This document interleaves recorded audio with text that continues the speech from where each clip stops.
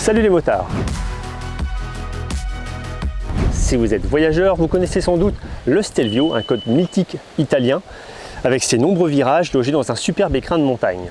Si vous êtes amateur de machines de caractère, vous connaissez sans doute la Stelvio, une machine produite par Moto Guzzi, à forte personnalité avec une sonorité séduisante. La machine a été produite de 2007 à 2017 et a disparu pour cause d'Euro 5 avec un gros bicylindre air huile qui passait pas les normes. Mais depuis, Moto Guzzi a produit la V100 Mandello, une machine qui nous avait particulièrement séduit, c'était une GT Sport. Et sur cette même base, Moto Guzzi présente aujourd'hui la V100 Stelvio. Alors on retrouve l'esthétique de la V100 Mandello déclinée au format trail avec une optique fort reconnaissable, une bulle réglable électriquement sur 70 mm. Ici vous avez le capteur de radar, vous en avez un aussi à l'arrière, on y reviendra tout à l'heure. C'est un régulateur adaptatif, mais il a pas mal d'autres fonctionnalités, je vous en reparlerai après. Également, on va retrouver les lignes de la V100 Mandello sur le réservoir, qui vont se décliner ici sur les flancs avec ces petites ouïes d'ouverture qui reprennent en fait le dessin qu'on trouvait sur les Le Mans. Évidemment, tout le carénage a été adapté pour la version trail, avec une bonne protection à portée de vent, là aussi j'y reviendrai, très bonne finition du cockpit également. Et puis la boucle arrière évidemment est adaptée pour le transport de valises, et avec une très belle poignée passager et un porte-paquet, et ça c'est une très bonne idée également de l'intégrer. On retrouve le châssis en treillis tubulaire acier, cadre principal, boucle arrière boulonnée. Niveau mécanique, on retrouve évidemment le V-twin longitudinal de 1042 cm3, 4 soupapes par cylindre, qui développe 115 chevaux à 8700 tours, 105 Nm de couple à 6750 tours. Mais dès 3500 tours, on obtient déjà 80% du couple maximum, donc c'est une valeur déjà très appréciable. Un moteur donc qui va être particulièrement disponible, un embrayage anti-dribble, un quick shifter up and down qui fonctionne très bien, on y reviendra aussi. Toute cette cavalerie est évidemment sous la houlette d'une centrale inertielle qui va piloter les différentes assistances, à savoir contrôle de traction, ABS, les modes moteurs au nombre de 5, sport, route, tourisme, c'est assez proche, wet, donc pour la pluie, et un mode off-road également. Chacun de ces modes est entièrement personnalisable, donc en fait il n'y a pas de mode perso puisqu'on peut vraiment tout paramétrer, voire désactiver, notamment l'ABS et le contrôle de traction, que ce soit en mode sport ou en off-road par exemple, mais aussi dans les autres modes. Et puis évidemment, toujours cette transmission par arbre et cardan, logée dans un bras oscillant qui avait fait un peu sensation sur la Mandello, puisqu'on n'a plus qu'un axe et non pas deux comme chez BMW. Il fonctionne remarquablement bien. Ce monobras permet de libérer complètement la roue arrière, c'est vraiment très sympa. Et puis comme vous pouvez le voir, on a un échappement très court, là aussi c'est bien pour ce visuel sur la roue, avec les catalyseurs placés sous la machine, et ça c'est bien pour le centre de gravité. La géométrie est adaptée au trail, avec un angle de colonne de 25,6 degrés, une chasse de 116,4 mm et un empattement de 1520 mm. Niveau suspension, l'amortissement du train avant est confié à une fourche Zax de 46 mm. Elle est réglable en précharge et en compression détente au tube droit. À l'arrière, on retrouve toujours en position déportée, du côté du monobras évidemment, un amortisseur Kayaba, réglable en précharge et compression détente, là aussi par une petite vis au sommet de l'élément. Il est monté sans biellette, directement sur le bras, ça peut toujours être un petit peu embêtant, mais en fait ça fonctionne très bien sur cette machine. Donc une suspension conventionnelle, on voit bien que Moto Guzzi n'est pas allé dans le délire, ce que j'appelle le délire de l'amortissement piloté, ce qui permet également, si on le souhaite, de choisir un amortisseur Öhlins à l'arrière pour optimiser encore le confort et la performance de partie cycle de cette machine. Pour stopper son trail, Moto Guzzi dote sa machine d'étrier Brembo à montage radial, 4 pistons qui pincent des disques de 320 mm à l'avant, sous surveillance évidemment de l'ABS et de la centrale inertielle. Alors cette Stelvio est une voyageuse qui peut donc sortir sur des chemins de traverse ou de la piste assez roulante, voire un peu plus, mais pas beaucoup. Elle se dote donc d'une roue avant en 19 pouces, l'arrière est en 17 pour des évolutions routières performantes. Jantes rayonnées à rayon tangentiel qui vont chausser des Michelin Anaki Adventure, et notamment une enveloppe arrière en 170 qui va vraiment conserver une très bonne agilité à la machine, c'est très sensible en dynamique. Alors au guidon de l'échassier italien, on retrouve une position très naturelle, on a des volumes vraiment très sympas, juste devant les genoux, mais une moto très étroite. Vous voyez quand on est, j'ai les deux pieds au sol, 1,84 m, voilà, ça se fait très naturellement. Toujours beaucoup de recul sur l'assise, vous pouvez vraiment vous mettre devant, c'est pour les moyen gabarit ou grand gabarit, moi je trouve que c'est vraiment bien. On a une position également naturelle sur le large cintre, on a à peine d'appui, donc c'est une position vraiment presque idéale. Alors on a pas mal de nouveaux commodos, le pavé multidirectionnel ici, qui va permettre de paramétrer toute l'électronique. C'est très simple, sur cette dalle TFT de 5 pouces, l'affichage est vraiment très net, l'ergonomie est également assez bonne. on navigue facilement, on se repère assez facilement dans les différents modes et dans les différentes fonctions de l'affichage. Pour choisir les différents modes, c'est au commodo droit et c'est très rapide, instantané en fait. Dès qu'on va changer de profil de pilotage, il n'y a pas besoin de valider d'une manière ou d'une autre ou d'attendre, c'est vraiment quasi instantané. Donc ça, c'est une des forces de Moto Guzzi, je trouve, sur ces motos. La finition de l'ensemble du cockpit et de l'ajustement des éléments est très bonne. On a un puits de fourche qui est parfaitement gainé. Je trouve que l'assemblage autour de l'écran est tout à fait appréciable. Les leviers de part et d'autre sont réglables en écartement. On a des mètres-cylindres radio, que ce soit pour le frein ou pour l'embrayage.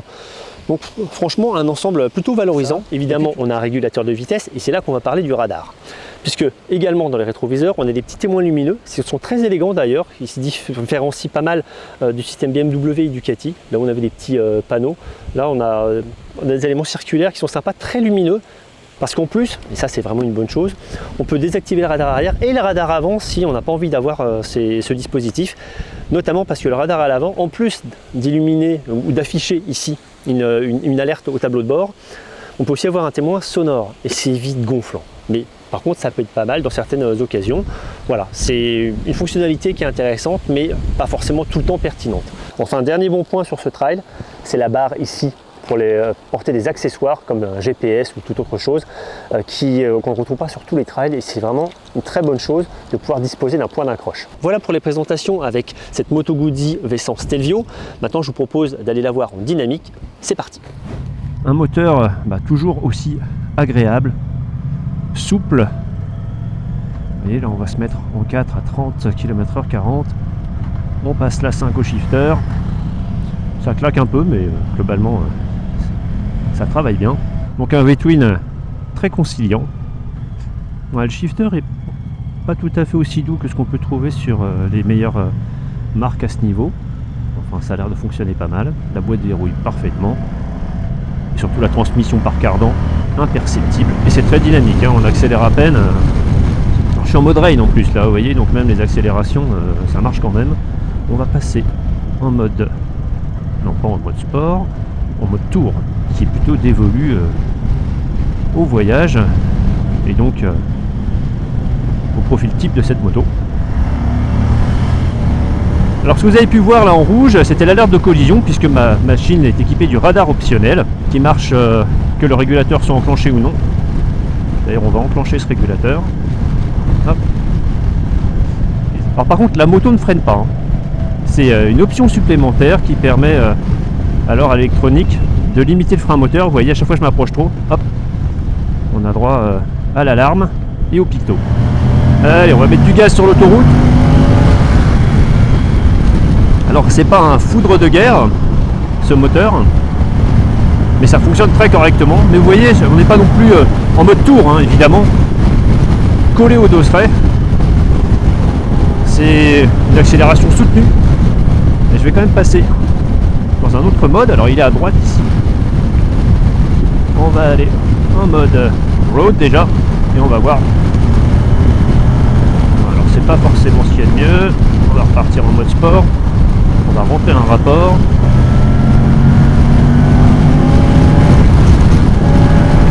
Ouais, on a des accélérations plus soutenues quand même. Ah, clairement. Là, dès qu'on dépasse les 5000 tours, 5500 tours, on a un moteur qui donne toute sa mesure en mode sport. Alors la protection, vous allez me dire, hop, voilà. On va aller chercher la bulle, hop. Voilà, la protection est vraiment très correcte, hein. On a à peine le bout des bras dans le flux d'air. Les épaules sont plutôt bien abritées. Quelques turbulences quand la vitesse s'élève un peu plus, mais pas grand chose. En tout cas, rien au niveau du casque. Non, c'est les flux habituels sur les bras. Et franchement, il n'y en a pas beaucoup. Alors, désormais, on emprunte un tracé assez sinueux.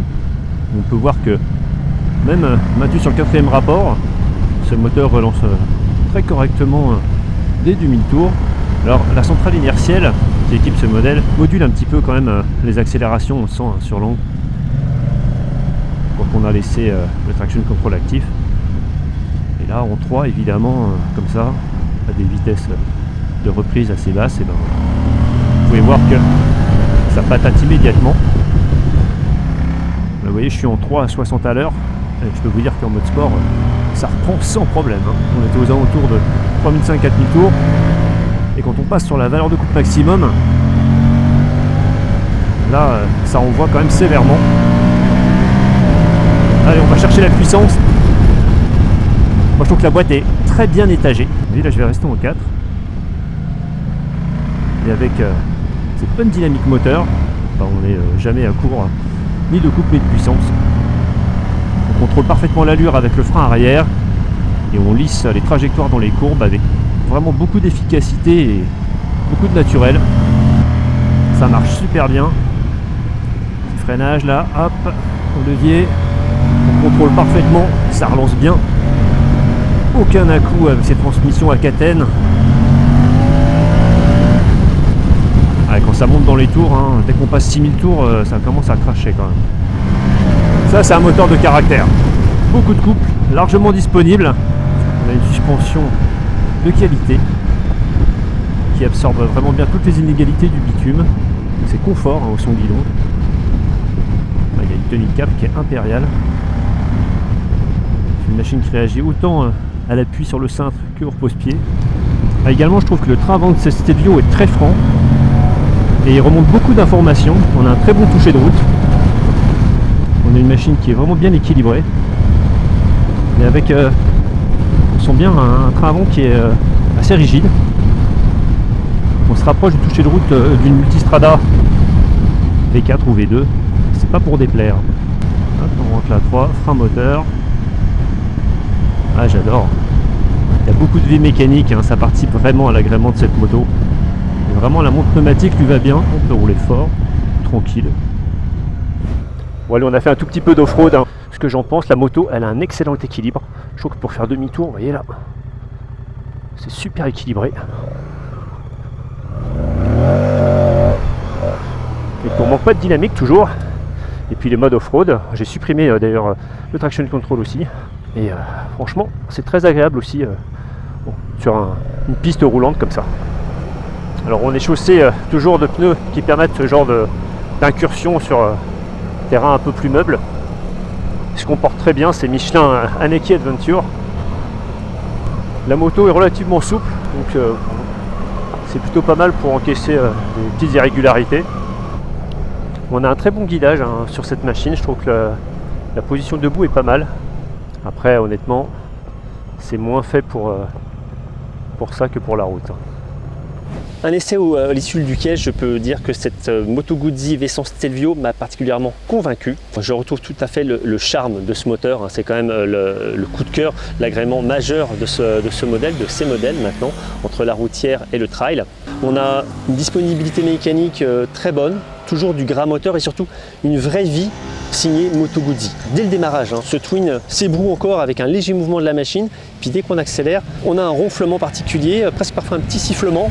C'est tout le temps une mécanique séduisante dans son comportement, à la fois douce et à la fois très dynamique si on en a besoin. Également, la partie 6 m'a tout à fait convaincu. Je trouve que la moto est particulièrement saine, quelle que soit l'allure, même très rapide et avec des valises, j'ai pu tester tout à l'heure. La protection est très correcte. On a aussi des pare-mains qui viennent sur ce modèle, donc ça ajoute à la protection. Un très bon confort de selle, et puis vous l'avez vu, la flexion des jambes est limitée, donc on peut vraiment voyager loin sans fatigue sur cette machine. En pilotage un peu plus incisif, la moto se révèle là encore particulièrement sécurisante. On peut rentrer fort sur les freins, la moto ne va pas se désunir, et puis l'amortissement est particulièrement calibré. Également, je trouve qu'on a eu un ressenti assez rigide de la machine. On sent bien qu'elle est à vocation assez routière, de la performance, de l'agrément, du confort, et en même temps une partie cycle incisive. Donc ça, c'est vraiment un très bon élément. Globalement, peu de choses à reprocher à cette nouvelle Stelvio, à part quelques petites finitions peut-être au niveau, vous voyez, voilà, de la bulle, ça bouge un petit peu. Bon, je trouve que les rétroviseurs également auraient pu être montés sur des platines aluminium un peu plus sympas. Là, c'est un peu plus basique, on va dire, comme approche. Certains vous reprochaient peut-être un petit manque de force moteur. Moi, clairement, ça m'a pas manqué. Je trouve que justement, on n'est pas dans la surenchère et on a un agrément mécanique tellement agréable, un charme à chaque instant, une sonorité aussi qui est vraiment très particulière avec un beau bruit de boîte à air, et ça compte énormément. Dernier petit point peut-être d'achoppement, c'est peut-être le tarif. On est à 16 499 sans radar. Pour avoir le radar, il faut prendre le modèle CFF. et qui lui est disponible à 17 299 €. Donc là on commence à grimper en prix, et encore si vous voulez que la moto ralentisse d'elle-même, il faut encore remettre la main à la poche. En face, qu'est-ce qu'on va pouvoir lui opposer? On va pouvoir lui opposer une Africa Twin, c'est à peu près le même style de performance moteur. Également la Suzuki 1050 V-Strom, version SE. Et puis pourquoi pas dans le haut de gamme, la Triumph Tiger 900 GT Pro, qui elle est tarifée un peu plus de 16 000 €, mais sans avoir le charme de ce bicylindre italien que je trouve absolument bluffant. Voilà ce que je pouvais vous dire à l'issue de cette première prise en main de cette Moto Guzzi V100 Stelvio. Je vous en dis évidemment bien plus en ligne sur le repère des motards.com. Abonnez-vous à la chaîne YouTube et moi je vous retrouve très bientôt pour un nouvel essai. Ciao!